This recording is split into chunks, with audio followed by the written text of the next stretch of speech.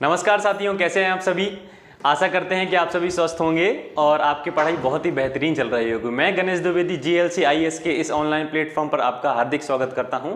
जैसे कि आप सभी को पता है कि हम पंचायती राज के बारे में पढ़ रहे थे। आज हमारा तीसरा वीडियो है पंचायती राज के बारे में, जिसमें से हम प्राचीन के बारे में पढ़ रहे थे, पंचायती राज व्यवस्था के बारे में, जिसमें हमने 3 पार्टों में उसको विभाजित किया था, प्राचीन, मध्य और ब्रिटिश काल, जिसको नवकाल भी बोला गया है। ठीक है, तो हम क्या पढ़ने वाले हैं अब यहाँ बौद्धकालीन प्रशासनिक व्यवस्था के बारे में स्टार्ट करने वाले हैं। तो मैं आपको सबसे पहले ये बात बताना चाहता हूँ कि जो भगवान बुद्ध के समय क्या हुआ था कि महाजनपदों का क्या उदय हुआ था। महाजनपद हमें देखने को मिलते हैं। तो महाजनपद जो है, महाजनपदों का जो विकास हुआ था, महाजनपद जो थे, तो इस समय हमें 2 तरह के महाजनपद देखने को मिलते हैं। एक हो गए हमारे गणतंत्रात्मक महाजनपद और दूसरे हो गए राजतंत्रात्मक। ठीक है, तो क्या हमें मिलते हैं 2 तरह के, क्या भगवान बुद्ध के समय हमें क्या ये देखने को मिलते हैं महाजनपद। ठीक है, और महाजनपदों का विकास जो है, महाजनपदों का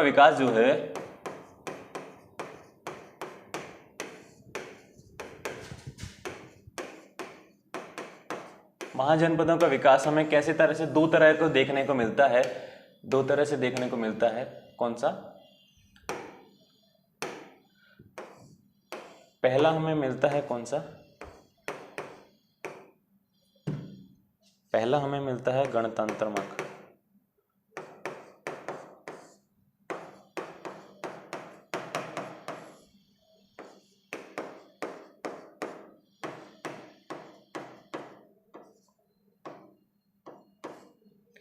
पहला हमें जो देखने को मिलता है वो गणतंत्र जनपद देखने को मिलता है, और दूसरा हमें देखने को मिलता है वो कौन सा है? राजतंत्र जनपद हमें देखने को मिलता है। अब मैं आपको बताना चाहता हूं ये दोस्त कि जो हमें गणतंत्र महाजनपद लिखित प्रमाण हमें जो देखने को मिलते हैं वो कहाँ मिलते हैं? बौद्धकालीन प्रशासनिक व्यवस्था में ही सबसे पहले हमें क्या देखने को मिलते हैं? इसके लिखित प्रमाण देखने को मिलते हैं। तो पहला पॉइंट क्या है? ये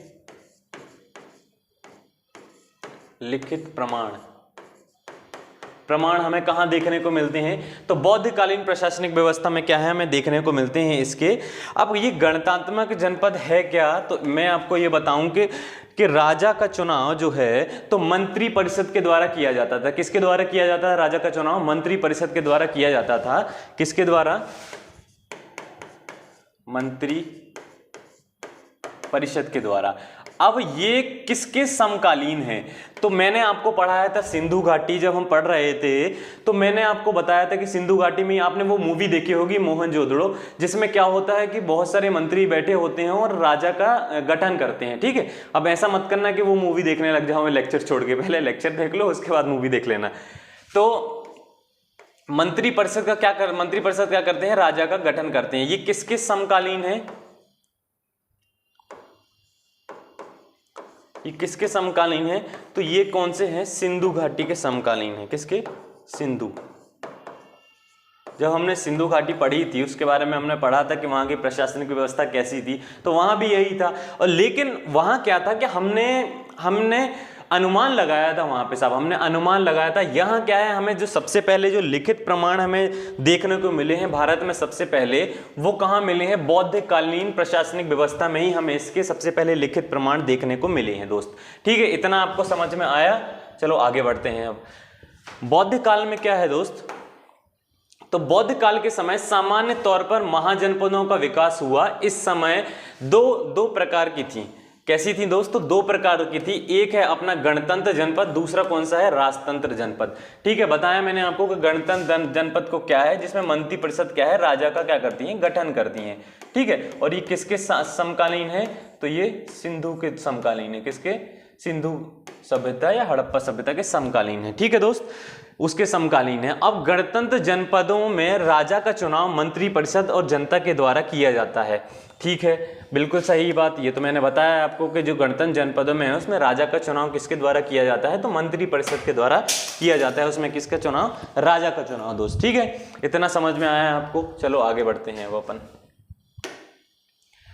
भारत में इतिहास के सबसे पहले गणतंत्र व्यवस्था का प्रमाण कहाँ देखने को मिलता है? तो हमें कहाँ मिलता है? बौद्धकालीन शासन व्यवस्था में देखने को मिलता है। कहाँ मिलता है हमें?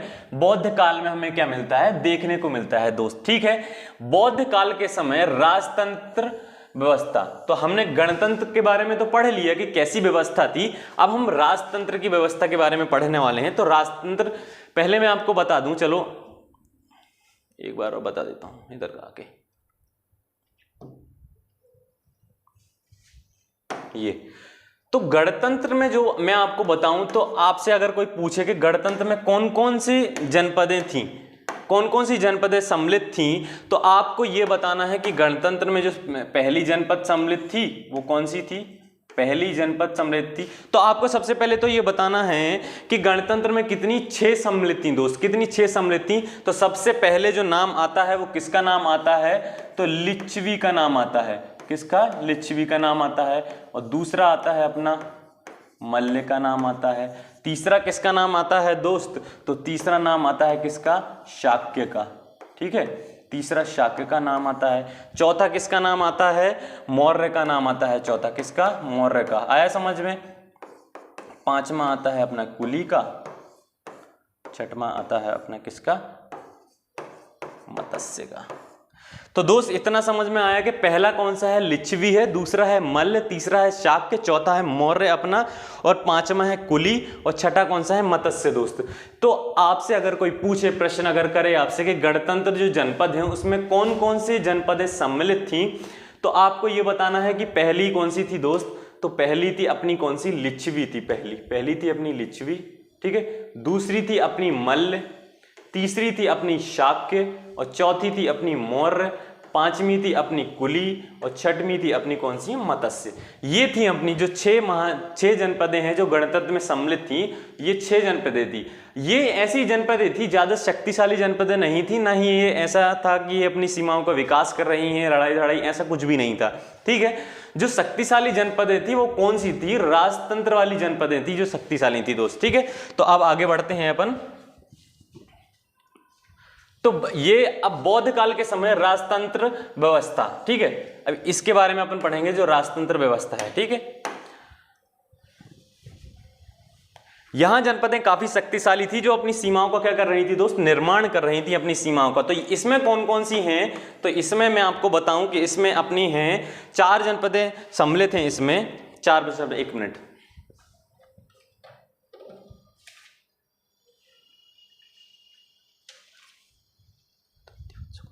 इसमें दोस्त क्या है? अपनी 4 सम्मिलित हैं। पहली कौन सी है? मगध,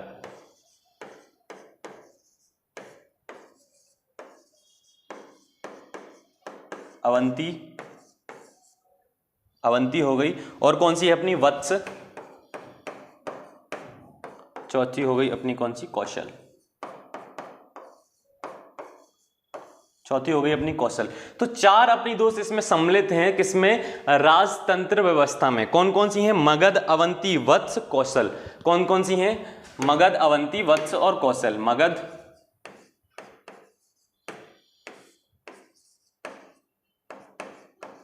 अवंती, वत्स,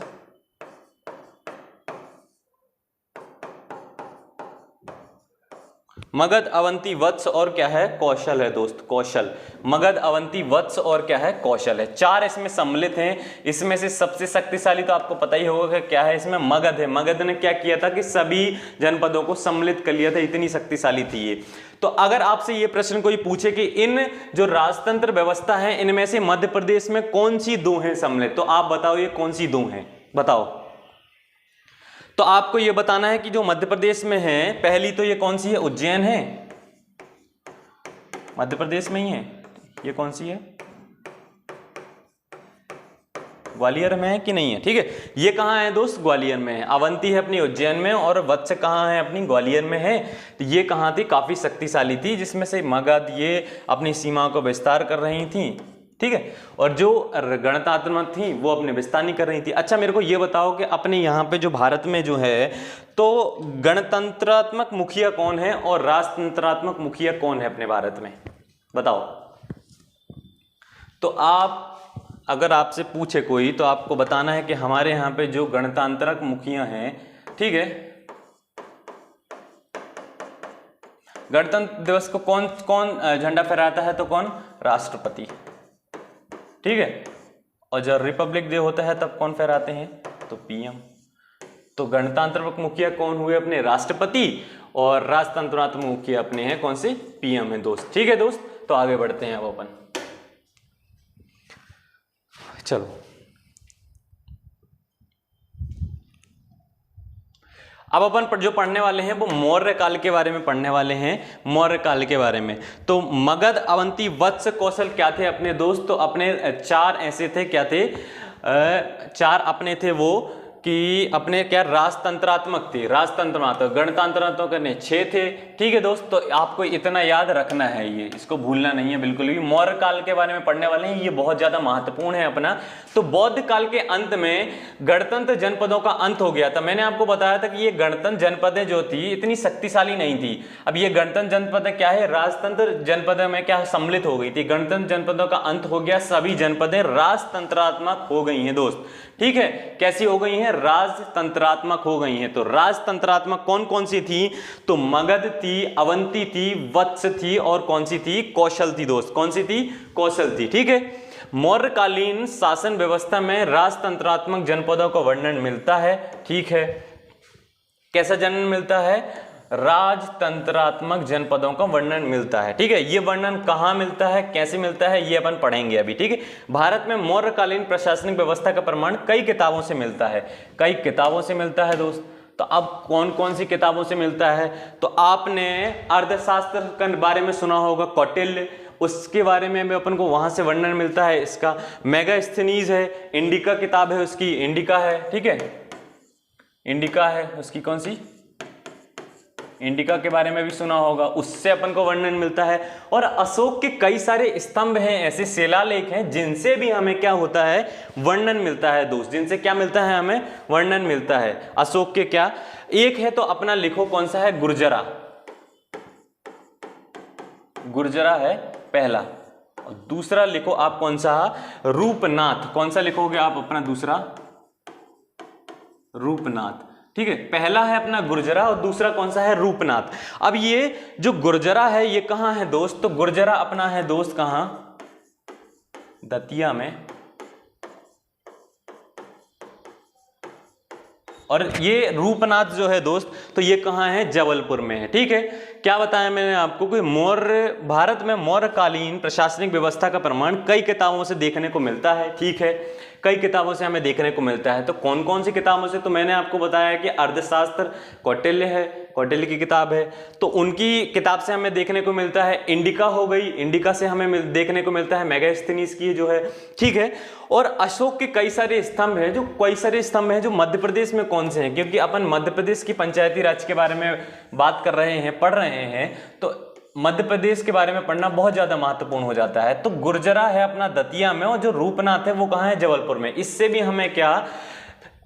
हमें क्या इसका प्रशासनिक व्यवस्था के बारे में हमें देखने को मिलता है दोस्त। ठीक है, चलो आगे बढ़ते हैं। मौर्य काल में गांव की वरिष्ठ व्यक्ति को गोप कहा जाता था। ठीक है दोस्त, गोप कहा जाता था। अब अपन को ये देखना है, कि किसको क्या कहा जाता था गांव की संख्या में। ठीक है, तो सबसे पहले अपना आए गांव। ठीक है, दूसरा अपना हो गया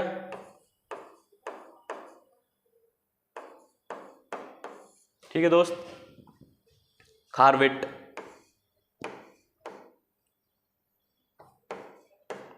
खारवेटिक। ठीक है दोस्त, इसको क्या बोला गया है? सबसे छोटे वाले को गांव, और गांव कई सारे 100 गांव मिलकर, जैसे 100 गांव मिल गए, 100 गांव मिले। ठीक है दोस्त, तो 100 गांव को क्या बोला गया है? यहाँ संग्रहण बोला गया है 100 गांव को। ठीक है, और खारवेटिक किसको बोला गया है? खारवेटिक बोला गया है जब 200 गांव इकट्ठे हो जाएंगे दोस्त। कितने? 200 गांव, तो उनको खारवेटिक बोला गया है। क्या बोला गया है? खारवेटिक बोला गया है। और द्रोणमुख किसको बोला गया है? जो द्रोणमुख बोला गया है उसमें कितने? 400 गांव जब सम्मिलित हो जाएंगे लगभग, तो उसको क्या बोला गया है दोस्तों? द्रोणमुख बोला गया है। क्या बोला गया है? द्रोणमुख। तो एक गांव को गांव ही बोला गया है, और 100 गांव अगर सम्मिलित हो जाते हैं तो उसको संग्रहण बोला गया है। और खारवेटिक किसको बोला गया है? 200, और द्रोणमुख किसको बोला गया है? 400। जब 400 गांव सम्मिलित हो जाएंगे तो द्रोणमुख बोला गया है। क्या बोला गया है? द्रोणमुख।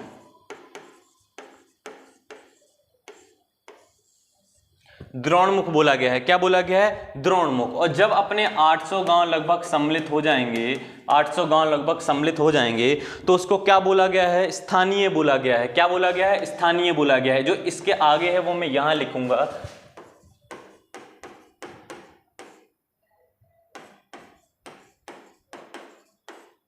आहार या क्या विषय। ठीक है, तो एक गांव को तो गांव ही बोला गया है यहाँ पे, और अगर 100 गांव उसमें सम्मिलित हो जाते हैं, 100 गांव अगर उसमें सम्मिलित हो जाते हैं तो उसको क्या बोला गया है? संग्रहण बोला गया है। और खारबेटिक कब बोला गया है? इसमें खारबेटिक बोला गया है जब 200 गांव सम्मिलित हो रहे हैं। और द्रोणमुख कब बोला गया है? जब 400 गांव सम्मिलित हो गए। और स्थानीय बोला गया है इसमें जब 800 गांव लगभग क्या हो गए हैं? सम्मिलित हो गए हैं। 800 गांव क्या हो गए हैं? सम्मिलित हो गए हैं 800 गांव। और इसके बाद जो बोला गया है आहार या विषय, ठीक है, ये कब इससे बड़े मतलब राज्य मान लो आप एक तरह से, तो किसको बोला गया है? इसको विषय बोला गया है, या कई किताबों में इसको आहार भी बोला गया है। क्या बोला गया है? विषय बोला गया है या आहार भी बोला गया है। शहरी मतलब ये एक तरह से शहर है दोस्त। क्या है? एक तरह से ये शहर है दोस्त। ठीक है, आहार या क्या बोला गया है। अब इसके आगे जो है तो इसके आगे बोला गया है क्या? प्रांत बोला गया है इसके आगे। ठीक है, सबसे बड़े जैसे राज्य मान लो यहाँ का राजा है, सम्राट है, उसको क्या बोला गया है? प्रांत। ठीक है, अब ये क्या बताया गया है? गोप एक प्रशासनिक अधिकारी, सबसे वरिष्ठ। मौर्य काल में गांव के वरिष्ठ व्यक्ति को क्या गोप कहा गया है। और वहां क्या बोला गया था? अगर अपन पिछली में पढ़ते आ रहे थे तो वहां ग्रामणी बोला गया था। क्या? ग्रामणी बोला गया था। ठीक है, लेकिन यहाँ ग्रामणी नहीं बोला गया है साहब। ठीक है, ग्रामणी बिल्कुल नहीं बोला गया है। यहां बोला गया है क्या? यहां बोला गया है गोप। क्या बोला गया है? गोप। तो ये आपको याद रखना है। गोप कहां बोला गया है? जब अपन मौर्य काल में आ गए हैं तो मौर्य काल में क्या बोला गया है? गोप बोला गया है इसको। ठीक है, गोप एक प्रशासनिक अधिकारी था जिसकी नियुक्ति कौन करता था? जिसकी नियुक्ति प्रांत का कौन? सम्राट करता था। कौन करता था? सम्राट करता था। जिसकी नियुक्ति कौन करेगा? सम्राट। एक बार और फिर से मेरे साथ रिपीट करना आप लोग, सब कुछ यही याद करेंगे अपन। तो गांव बोला गया है सबसे छोटे वाले हिस्से को। ठीक है, गांव को। इसका मुखिया कौन होता था? तो गोप होता था। और इसका जो चयन करता था, इसकी नियुक्ति कौन करता था? तो इसकी नियुक्ति कौन करेगा? सम्राट करता था इसकी नियुक्ति दोस्त। कौन करता था? सम्राट इसकी क्या करेगा? नियुक्ति करेगा। ठीक है, और फिर अगर 100 गांव लगभग मिल जाते हैं तो क्या बोला गया है उसको? तो उसको बोला गया है संग्रहण बोला गया है। क्या? संग्रहण। और खारबेटिक कब बोला गया है? जब 200 गांव लगभग मिल जाते हैं तो उसको खारबेटिक बोला गया है। द्रोणमुख कब बोला गया है? तो द्रोणमुख लगभग 400 गांव जब मिल जाते हैं तो द्रोणमुख बोला गया है। और स्थानीय कब बोला गया है? 800 गांव लगभग। कितने? 800 गांव, तो उसको क्या बोला गया है? स्थानीय। स्थानीय बोला गया 800 गांवों को। ठीक है, और उसके आगे जो बोला गया है बड़े, तो उसको आहार या विषय बोला गया है, इससे बड़ा जो राज्य है। तो और इसके आगे जो बोला गया है जो टोटल सम्मिलित पूरे को, तो उसको बोला गया है क्या दोस्त? प्रांत बोला गया है उसको। क्या? प्रांत बोला गया। और इसका राजा कौन होगा? सम्राट होगा। उसको क्या बोलते हैं? सम्राट बोलेंगे उसको। ठीक है दोस्त, इतना आया समझ में आप लोगों को? ठीक है, तो फिर से बताऊं तो सबसे जो छोटा वाला हिस्से वाला वो होगा अपना वरिष्ठ अधिकारी, वरिष्ठ व्यक्ति। तो उसको क्या बोला गया है? गोप। जिसकी नियुक्ति कौन करता है? अपना गोप। जिसकी नियुक्ति कौन करेगा? अपना सम्राट करेगा। सम्राट करेगा दोस्त। ठीक है, आया समझ में इतना आपको? गोप एक प्रशासनिक अधिकारी था जिसकी नियुक्ति सम्राट करता था। इतना आ गया होगा आपको समझ में दोस्त। ठीक है, चलो आगे बढ़ते हैं। अब हेडिंग डालो क्या? गुप्त काल के बारे में। किसके बारे में? गुप्त काल के बारे में दोस्त। तो गुप्त काल बहुत ही ज्यादा महत्वपूर्ण है। बिल्कुल। कितना? बहुत ज्यादा महत्वपूर्ण है। अब कितना तो नहीं बता सकते कितना महत्वपूर्ण है, बहुत ज्यादा महत्वपूर्ण है। तो हेडिंग डालो आप क्या? गुप्त काल के बारे में। गुप्त काल में प्रशासनिक व्यवस्था राजतंत्रात्मक थी और उस समय राजा को ईश्वर का प्रतिनिधित्व कहा जाता था। ठीक है दोस्त, ईश्वर का क्या बोलते थे? प्रतिनिधि बोलते थे ईश्वर का। राजा को बोला जाता था क्या? राजा को ईश्वर का प्रतिनिधि बोला जाता था दोस्त। ठीक है, गुप्त काल के प्रशासन में सारे विभागों का सर्वोच्च अधिकारी उस राज्य का राजा होता था। ठीक है, सर्वोच्च अधिकारी कौन होता था? उस राज्य का दोस्त क्या होता था? राजा होता था। ठीक है भैया, भारत में स्थानीय स्वशासन का मुख्य विभाग गुप्त काल में ही हुआ, क्योंकि इस समय नगर और गांव के विकास के लिए अलग अलग विभागों की स्थापना की गई। ठीक है दोस्तों, इतना आया समझ में आपको। अब ये जो लाइन है ये मैं समझाता हूं आपको, ठीक है, कि क्या व्यवस्था करी है, क्या व्यवस्था की गई। इधर समझा देता हूं, कोने में जगह तो नहीं है वैसे। क्या व्यवस्था की गई,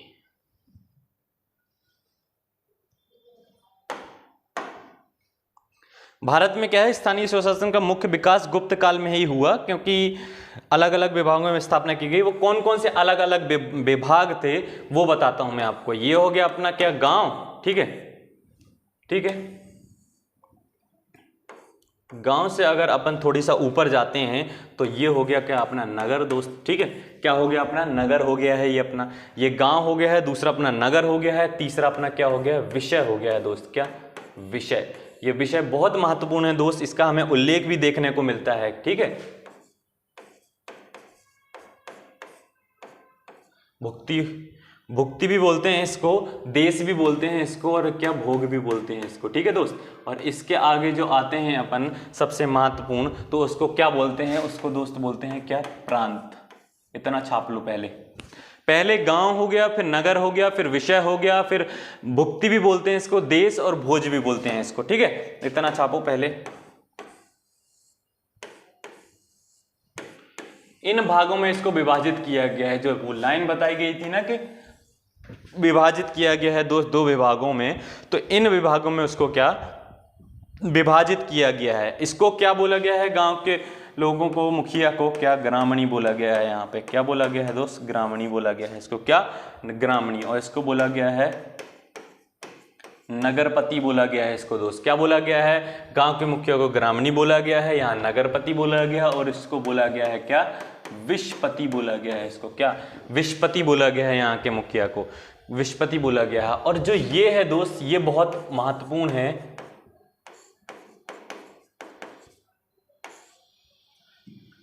ये बहुत ज्यादा महत्वपूर्ण हो जाता है हमारा कुमार मात्य। क्या बोला जाता था इसको, कुमार मात्य बोला जाता था इसको। क्या कुमार मात्य दोस्त, क्या कुमार मात्य बोला जाता था यहाँ के मुखिया को। और ये जो कुमार मात्य है, ये नाम कैसे पड़ा, ये अपन अभी आगे पढ़ने वाले हैं। जो ये प्रांत है, यहाँ के मुखिया को तो क्या बोलेंगे दोस्त, तो यहाँ के मुखिया को तो राजा ही बोलेंगे। इतना छाप लो सबसे पहले तो यहाँ के मुखिया को अपने क्या बोला, ग्रामणी बोला दोस्त। नगर जो है नगरपति बोला, विषय है विषपति बोला, जो भुक्ति हो गया, देश हो गया या भोज हो गया, वहाँ के क्या कुमार मात्य बोलेंगे। ये वर्तमान के क्या आईएएस के समान है, बिल्कुल दोस्त, क्या आईएएस के समान है। इसलिए कहा गया है कि जो गुप्त काल की जो प्रशासनिक व्यवस्था है वो कहीं ना कहीं क्या है कि मिलती जुलती है हमारे वर्तमान की प्रशासनिक व्यवस्था से, ठीक है दोस्त। अब ऐसे ही तो है, ये देखो कि हमारे गाँव हो गए, गाँव क्या हो गए, तहसीलें हो गई, उनकी बहुत सारी तहसीलें क्या जिला बन गई, बहुत सारे जिला क्या हो गए अपने राज्य बन गए। वो तहसीलें क्या जिला बन गई, जिला क्या जिला इकट्ठे हो गए, बहुत सारे राज्य बन गए, बहुत सारे राज्य हो गए क्या देश बन गए। यही तो अभी वर्तमान में लागू है, ठीक है। अब यहां आते हैं, गुप्त काल के संस्थापक श्री गुप्त को कहा जाता है। ये बहुत ज्यादा महत्वपूर्ण है, इतिहास में भी आप लोगों ने पढ़ा होगा, अगर पढ़ा होगा इतिहास तो, कि गुप्त को कहा जाता है। किसको कहा जाता है, गुप्त काल के सब श्री गुप्त को कहा जाता है, ठीक है। गुप्त काल में प्रशासन के प्रमाण जो हमें देखने को मिलते हैं वो कहां से मिलते हैं, तुमेन अभिलेख से मिलते हैं। तुमेन अभिलेख कहाँ है दोस्त, तुमेन अभिलेख है अपना कहाँ, अशोक नगर में है। कहाँ है, अशोक नगर में तुमेन अभिलेख है। कहाँ, अशोक नगर में। अशोक नगर में कहाँ है, तुमेन अभिलेख है। कुमार गुप्त का वर्णन मिलता है इसमें। कुमार गुप्त अपन ने अभी पढ़ा था कि कुमारा मात्य बोलते हैं उसको। कुमारा मात्य मैंने बताया था भुक्ति, देश या भोज के जो है कुमारा मात्य बोलते हैं। वो किसके, क्योंकि कुमार गुप्त ने ही उसको लागू किया था, इसीलिए कुमारा मात्य बोलते हैं। उसी के कहीं ना कहीं नाम क्या मिलता जुलता है, ठीक है। इसमें इस अभिलेख में क्या मिल रहा है दोस्त, इस अभिलेख में हमें मिल रहा है कुमार गुप्त का वर्णन मिलता है, ठीक है। प्रशासन के बारे में बताया गया है, ठीक है। इसमें प्रशासनिक व्यवस्था के बारे में बताया गया है इस अभिलेख में, तुमेन अभिलेख में। और तुमेन अभिलेख कहाँ है, अशोक नगर में। एक बार और, तुमेन अभिलेख कहाँ है, अशोक नगर में है, ठीक है। जिसमें से कुमार गुप्त का क्या मिलता है, वर्णन मिलता है। और ये प्रशासन के बारे में बताया गया है, विषय का वर्णन किया गया है इसमें। विषय का वर्णन से मैं आपको बताऊं कि अपन ने विषय पढ़ा था अभी, जो मैंने चार्ट बनवाया था उसमें क्या था, उसका हेड विषपति होता था। तो उसका वर्णन यहाँ इस अभिलेख में दिया गया है विषय के बारे में, विषय के बारे में, ठीक है।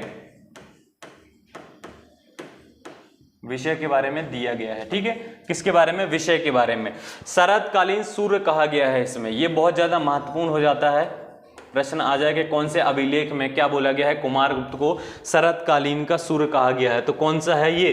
तुमेन अभिलेख में कहा गया है क्या? शरतकालीन सूर्य कहा गया है इसमें। एक बार और फिर से मेरे साथ यही याद करना बिल्कुल कि तुमेन अभिलेख कहाँ है दोस्त? तो तुमेन अभिलेख है अपना अशोकनगर में। कहाँ है? अशोकनगर में। एक बार और, कहाँ है तुमेन अभिलेख?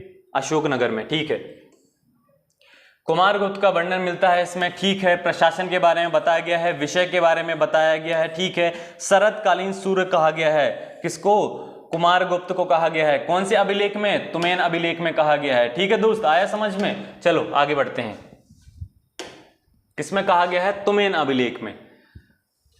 अब आते हैं मध्य प्रदेश में गुप्त काल में अमात्य पद का सबसे पहले वर्णन कहां मिलता है? ऐरण सती अभिलेख में मिलता है, जो कहां है दोस्त? जो है अपना सागर में। कहां है अपना दोस्त? जो है अपना सागर में। ठीक है, ऐरण अभिलेख, इसके बारे में पढ़ते हैं अपन।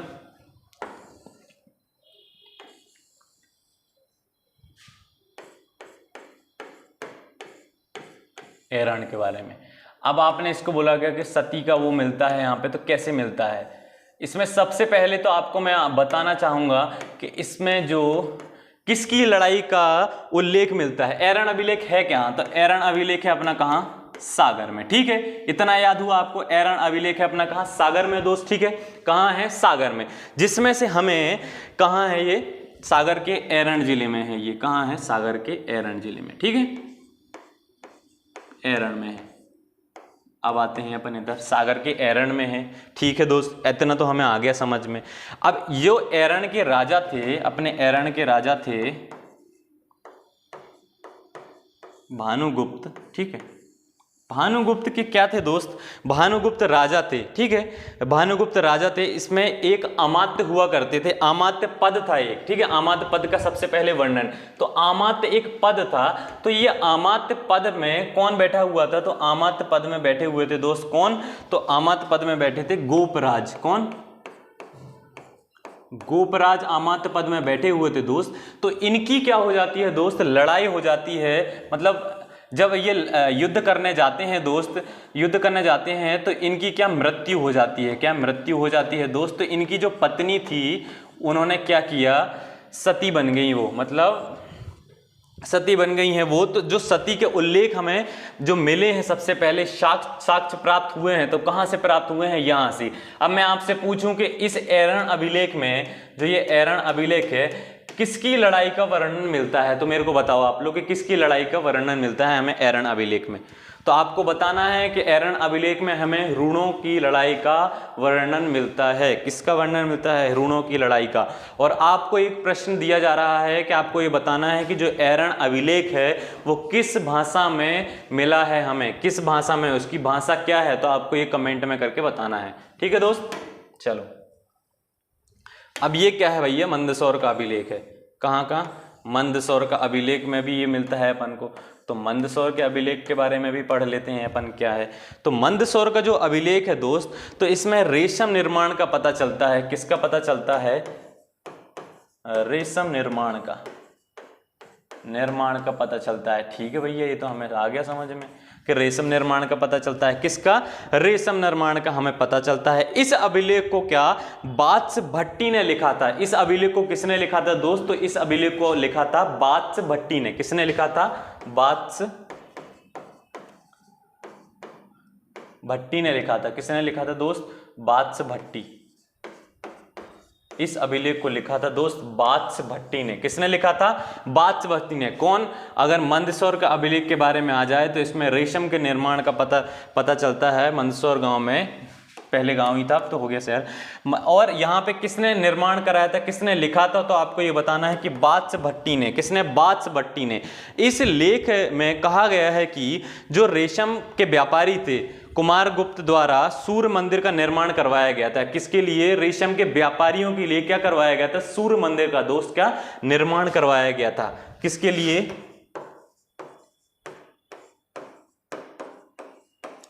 रेशम के व्यापारियों के लिए सूर्य मंदिर का दोस्त क्या करवाया गया था? निर्माण करवाया गया था। इतना आ गया आपको समझ में? चलो आगे बढ़ते हैं। अब अपन करेंगे चोल साम्राज्य के स्थानीय स्वशासन के बारे में। चोल साम्राज्य तो भैया बहुत ही महत्वपूर्ण है, चोल साम्राज्य, ठीक है। चोल साम्राज्य के बारे में पढ़ेंगे और ये क्या है, हमारा प्राचीन जो एंशिएंट अपन पंचायती राज पढ़ रहे हैं उसका ये आखिरी है ये चोल साम्राज्य, ठीक है। उसके बारे में अपन पढ़ेंगे क्या, मध्यकालीन के बारे में पढ़ेंगे उसके बाद। तो अपने यहाँ क्या हो जाएगा, प्राचीन समाप्त हो जाएगा दोस्त, तो उसके आगे क्या, मध्यकालीन। और लास्ट में मैं आपको एक कहानी सुनाऊंगा, बहुत ही बेहतरीन कहानी। गाँव में पहले मैं बता दूं कि चोल साम्राज्य कैसे फैला हुआ था। देखो दोस्त बस बताता हूं।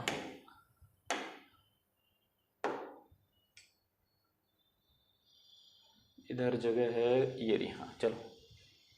चोल साम्राज्य जो फैला हुआ था ना दोस्त, वो बताते हैं आपको। देखो तो ये मान लो अपना क्या है, भारत है, ठीक है।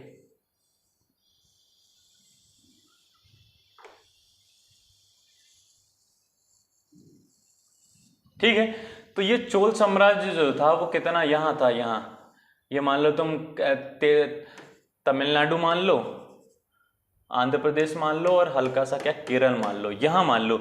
ये था अपना चोल साम्राज्य। यहाँ क्या हुआ था दोस्त, फैला हुआ था इतने में फैला हुआ था। इतना आया समझ में आपको, मैप के थ्रू बता रहा हूँ मैं आपको।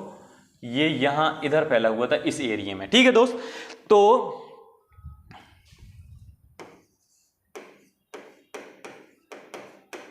जो तंजावुर है दोस्त, तो यहाँ क्या होता है तंजावुर में, गांव में, इस गांव को क्या स्वतंत्र कर दिया गया था। जो अपन को चोल में मिलता है, तो यहाँ क्या है, गांवों को दोस्त स्वतंत्र कर दिया गया था। कैसे कर दिया गया था, इनसे बोला गया था कि तुम अपना राजा का स्वयं चुनाव कर सकते हो, ठीक है। लेकिन क्या होगा कि तुम्हें थोड़ी सा क्या कर देना पड़ेगा, बस अपने निर्णय खुद चुनो, अपने राजा का निर्णय खुद करो, ठीक है। तो अगर हमें सबसे पहले देखने को मिला था तो वो तंजावुर में देखने को मिला था। कहाँ मिला था, तंजावुर में हमें क्या देखने को मिला था, चोल साम्राज्य में।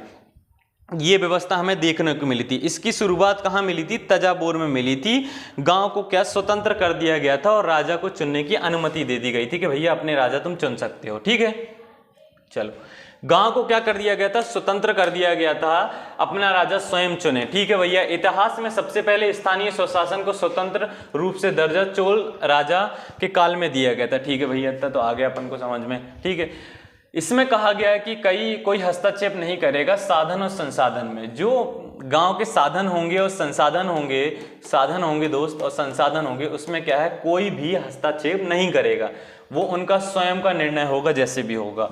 गांव के लोग अपनी समस्या का स्वयं समाधान करेंगे, ठीक है भैया। गांव के लोग अपनी समस्या का क्या स्वयं ही समाधान करेंगे, हाँ भैया, ठीक है। चलो, चोल काल में गांव का विभाजन, जो गांव का विभाजन किया गया था वो क्या, 4 तरीकों से गांव का विभाजन किया गया था। तो सबसे पहले जो डालो तो वो उरा है, कौन सा है, उरा है। और जो दूसरा है उरा, ये मैं बता दूं कि ये क्या देते थे, ये कर देते थे ये लोग, ठीक है। जो उरा वाले विभाग वाले थे, जो गांव का 4 भागों में विभाजन किया गया था, कि कितना, 4 भागों में इसका क्या विभाजन किया गया था। तो सबसे पहले जो उरा आते हैं उसमें क्या है कि ये साधारण गांव हुआ करते थे। कैसे गांव हुआ करते थे दोस्त, तो ये क्या साधारण गांव थे बस, ठीक है, साधारण गांव थे, ये कर दिया करते थे। और जो दूसरा आता है वो उसका दूसरे का नाम है क्या, सभा, ठीक है। दूसरे का नाम क्या है, सभा। तो इसमें क्या होते थे कि प्रधान रहा करते थे, इसमें क्या प्रधान थे, और ये क्या कर नहीं देते थे साहब। इसमें प्रधान रहते थे, ब्राह्मण रहते थे, ये रहते थे इसमें। तो ये कर इनके लिए माफ था, ये कर नहीं देते थे। कर देते थे कौन से, अभी तो उरा दे रहे हैं, इसमें साधारण गांव के लोग रह रहे हैं, ठीक है। अब तीसरा जो आता है अपना नगरम आता है। तीसरा कौन सा आता है, नगरम। तो नगरम में क्या रहते थे, व्यापारी रहते थे, व्यापारी वाले लोग रहते थे इसमें नगरम में, ठीक है। जो चौथा आता है अपना, तो चौथा क्या होता है, देवदान रहते थे। चौथा विभाग जो किया गया है, देवदान। तो देवदान क्या है, ऐसे गांव जो मंदिरों के द्वारा क्या किए गए हैं, दान किए गए हो। देवदान में है अपना क्या, ऐसे गांव जो मंदिर के द्वारा क्या किए हुए हैं, दान किए गए हैं मंदिरों के द्वारा। तो 4 भागों में इसको क्या किया गया था दोस्त, विभाजित किया गया था। पहला है अपना उरा। उरा में क्या है कि कर देते थे और साधारण गांव के लोग रहते थे, साधारण गांव थे, नॉर्मल थे, ठीक है, साधारण गांव थे। और जो दूसरा आता है अपना क्या, सभा, दूसरा है अपना सभा, जिसमें क्या रहते थे दोस्त, प्रधान रहते थे, और इसमें क्या है, ये कर नहीं देते थे, उसमें ब्राह्मण भी रहते थे इसमें, ठीक है दोस्त।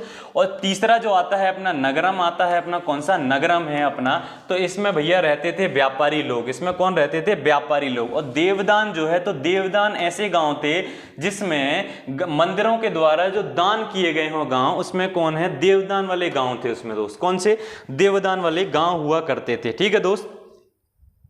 तो इतना आपको समझ में आया। तो अपना क्या हुआ कि ये जो प्राचीन वाला था वो क्या हो गया, समाप्त हो गया है दोस्त, ठीक है, समाप्त हो गया है बढ़िया तरीके से। अब अपन जो कल की वीडियो में पढ़ने वाले हैं वो किसके बारे में, कि मध्य के बारे में पढ़ने वाले हैं, ठीक है, जिसमें से हम दिल्ली सल्तनत के बारे में भी पढ़ेंगे कि वहाँ क्या अपन को पंचायती राज के बारे में, प्रशासनिक और गणतांत्रिक देखने को मिलता है, वो पढ़ेंगे अपन।